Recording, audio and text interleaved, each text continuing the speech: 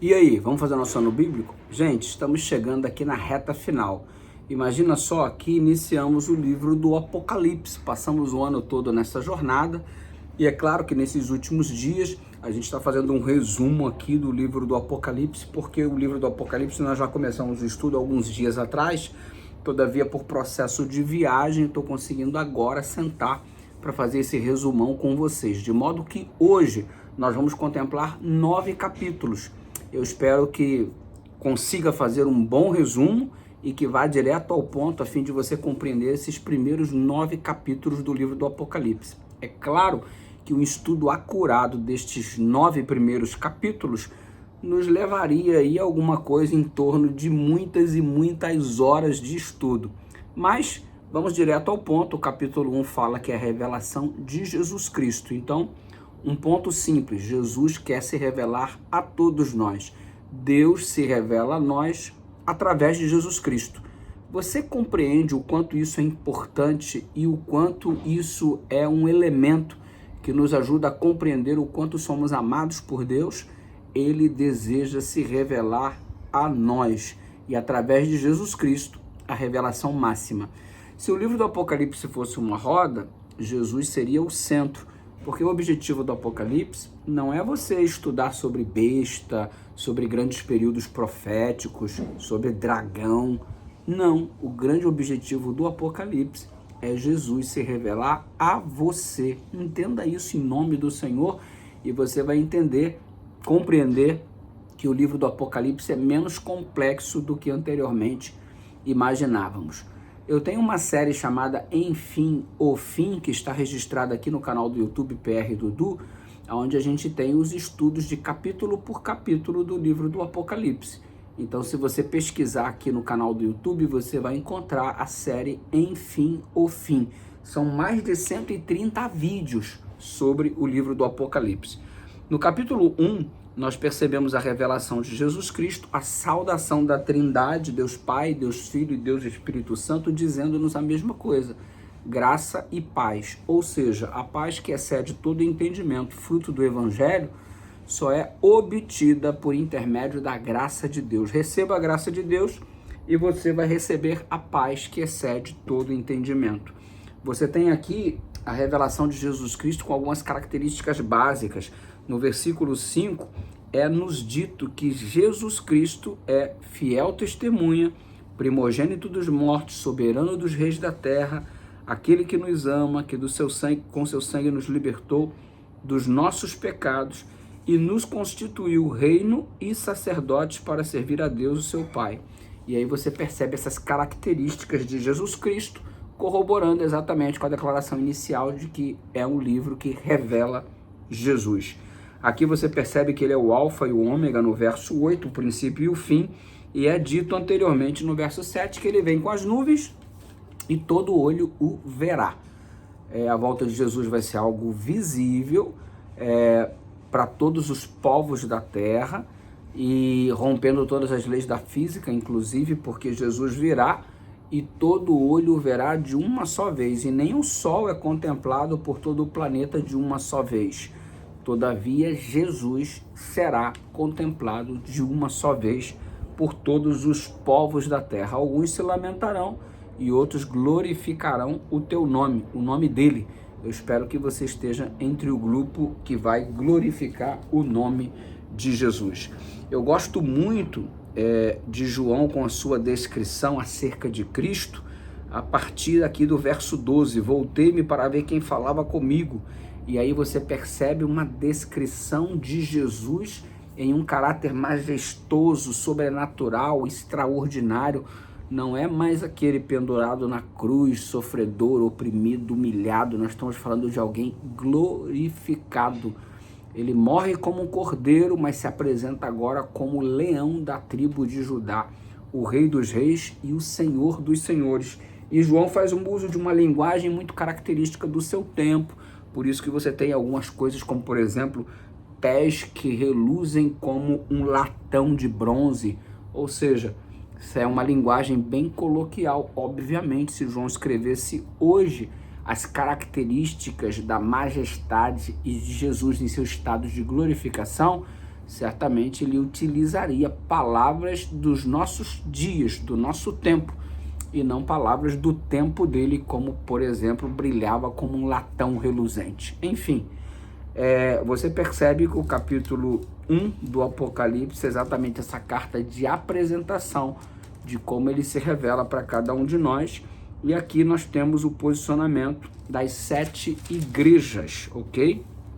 E adentrando ao capítulo 2, temos o detalhamento dessas 7 igrejas: Éfeso, Esmirna, Pérgamo, Tiatira, Sardes, Filadélfia e Laodiceia. As cartas das 7 igrejas, as cartas de João às 7 igrejas, elas se estendem aqui até o final do capítulo 3. Você compreende as 7 cartas sob 3 perspectivas diferentes. Número 1, eram igrejas que de fato existiram. Ou seja, João escreve para igrejas não como fruto de sua imaginação, mas para a igreja que existia de fato. É uma mensagem para a igreja da época: Éfeso, Esmirna, Pérgamo, Tiatira, Sardes, Filadélfia e Laodiceia. Esse é o primeiro ponto. O segundo ponto, que além de ser uma carta para a comunidade existente na época, ela também tem um caráter pessoal particular. Quem tem ouvidos, ouça o que o Espírito diz às igrejas. Você vai encontrar isso ao longo do capítulo 2 e do capítulo 3, ok? Então, é o caráter individual da carta. E a carta também tem um conteúdo profético, que é o terceiro aspecto a respeito.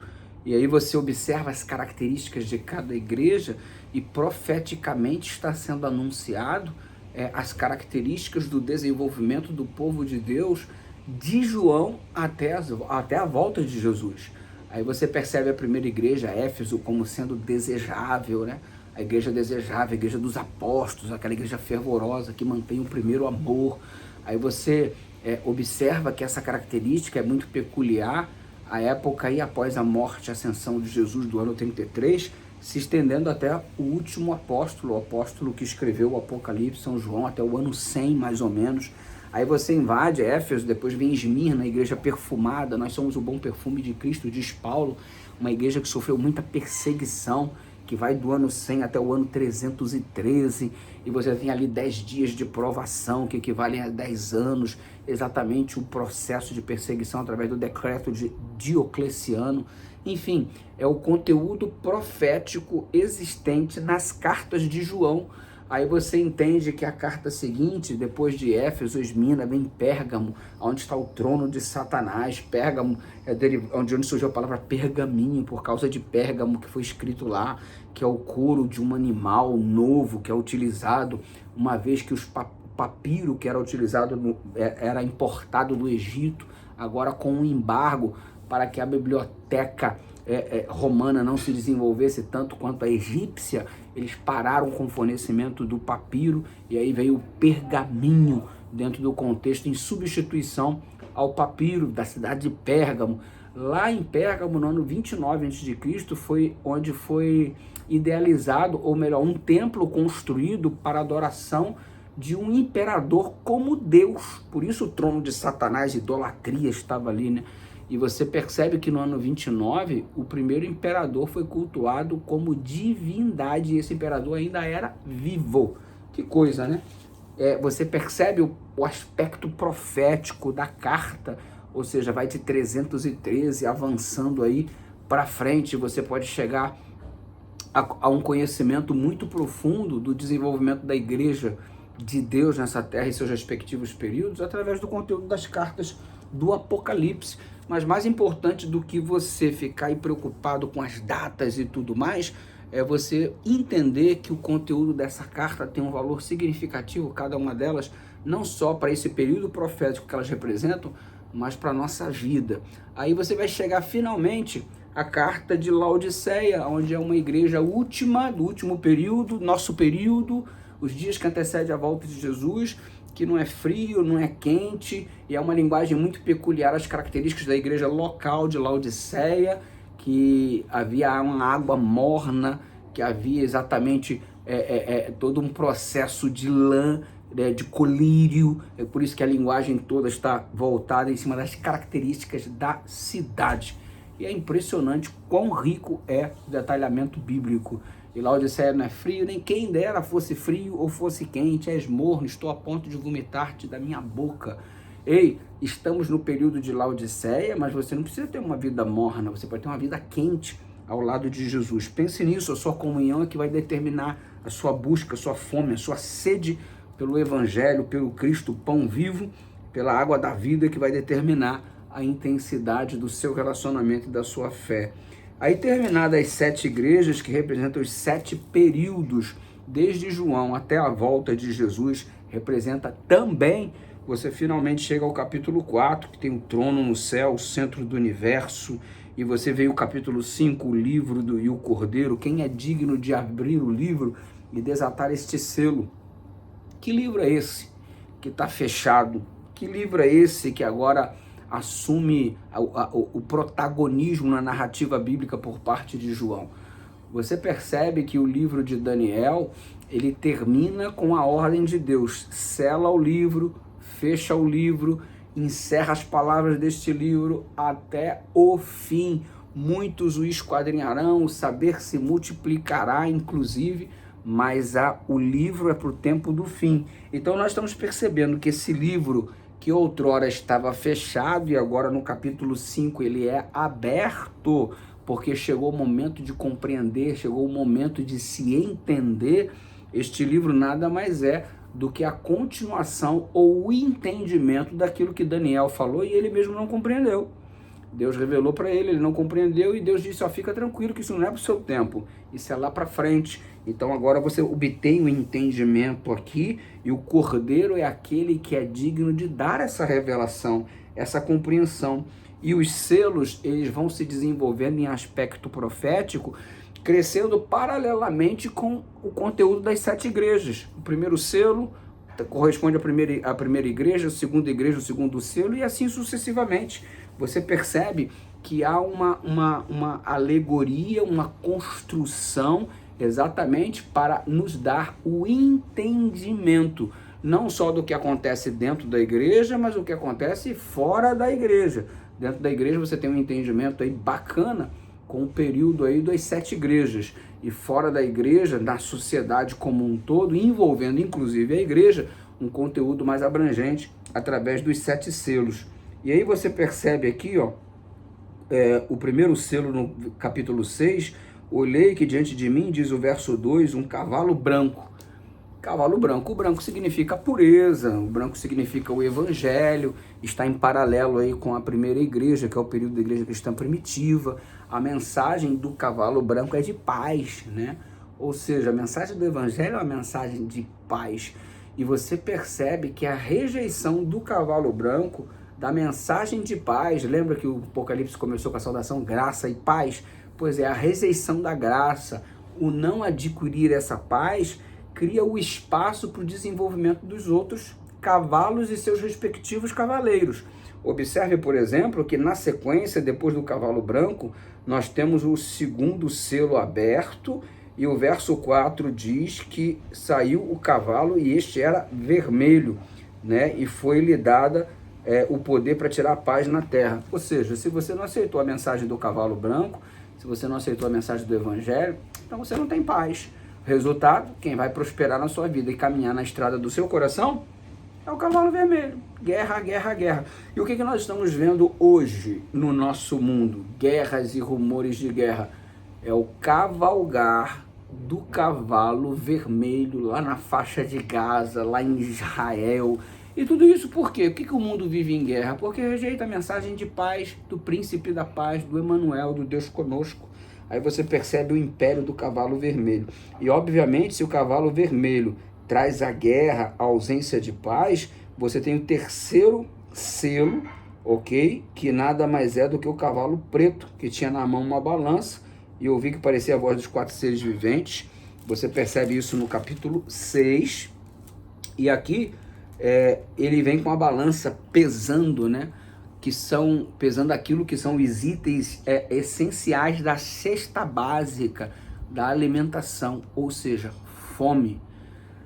Por causa da rejeição do cavalo branco, o evangelho, eles experimentam a ausência de paz E se você rejeitou o conteúdo do evangelho, além de não ter paz, você vai passar fome, porque você rejeitou o pão da vida, você rejeitou a água da vida. Então você percebe que eles começam a viver aqui um processo de ausência do básico, Gente, Deus, ele é a base, Deus, ele é o princípio de tudo. A rejeição dele vai te trazer fome, vai te trazer sede, ausência de paz. E finalmente o próximo cavalo, o cavalo amarelo, é a morte. Ou seja, haverá morte eterna para quem rejeita a mensagem do evangelho. Aí vem o quinto selo, as almas debaixo do altar, que merece um estudo bem acurado, porque muita gente diz, lá, são as almas dos que já morreram, que estão clamando por justiça e tudo mais, aquela coisa toda. Mas não se trata de nada disso, aqui é todo um processo simbólico, assim como os cavalos que acabei de dizer para vocês. As almas debaixo do altar é alguma coisa que você precisa dedicar um tempo para estudar bem direitinho. E aí você percebe o sexto selo, terremoto, o sol ficando... Ou seja, o sexto selo já é aquilo que Jesus descreveu em Mateus capítulo 24, que são os sinais que antecedem a volta de Jesus. E aí você tem o sétimo selo, que é a própria volta de Jesus. E antes de Jesus voltar, você tem aqui os 144 mil sendo selados, recebendo a marca de Deus, ok? E finalmente você tem o início aqui do sétimo selo no capítulo 8. E a partir do capítulo 8 começamos com as trombetas. E como eu te falei, esse estudo acurado das trombetas, esse estudo acurado das almas debaixo do altar e desses sinais aí do sexto selo, você pode obter na nossa série Enfim, o Fim. Está à sua disposição, como eu te disse, neste canal aqui do YouTube PR do Batista, são mais de 130 vídeos analisando passo a passo, trecho a trecho, para você então ficar bem inteirado. Dá uma buscada aí, aqui mesmo no canal, a série Enfim, o Fim, que você vai ter uma detalhada explicação do Apocalipse. O fato é que os principais religiões do mundo estão sendo tratadas agora nas 7 trombetas. O judaísmo, o cristianismo e o islamismo, ok? O que você percebe? As 7 igrejas é o ambiente da igreja. Os 7 selos, o que está acontecendo fora da igreja, na sociedade. E as 7 trombetas envolvendo as principais religiões do mundo. E aí você chega ao capítulo 9, no desenvolvimento do estudo das 7 trombetas. E aí, mais uma vez, eu te recomendo, busca lá a série Enfim, o Fim, para você ficar super esperto no estudo deste conteúdo que é simplesmente extraordinário, das 3 maiores religiões do mundo: cristianismo, judaísmo e islamismo, ok? Aí chegamos ao capítulo 9, com a descrição das trombetas, e você percebe que o capítulo 9 abrange a 4ª trombeta e tudo mais, e se estende aqui falando sobre as 7 trombetas. O livro do Apocalipse é extraordinário, dedica tempo, né? Faz um estudo acurado, e olha, um ótimo restante de dia para você, que Deus continue conduzindo a sua vida, um Natal muito abençoado para você e toda a sua família. Meu desejo é que graça e paz seja algo presente na sua vida. A graça de Deus se manifestando no seu coração te traga a paz que excede todo entendimento. E que o cavalo branco, a mensagem do evangelho, esteja imperando na sua vida, para que não haja fome, ausência de paz na tua casa, e que o cavalgar do cavalo branco, a mensagem do evangelho na tua casa, ao invés de te trazer morte, te proporcione aquilo que Jesus veio: vida e vida em abundância. Graça e paz. Amanhã tem mais. Estamos juntos, nosso Super Ano Bíblico.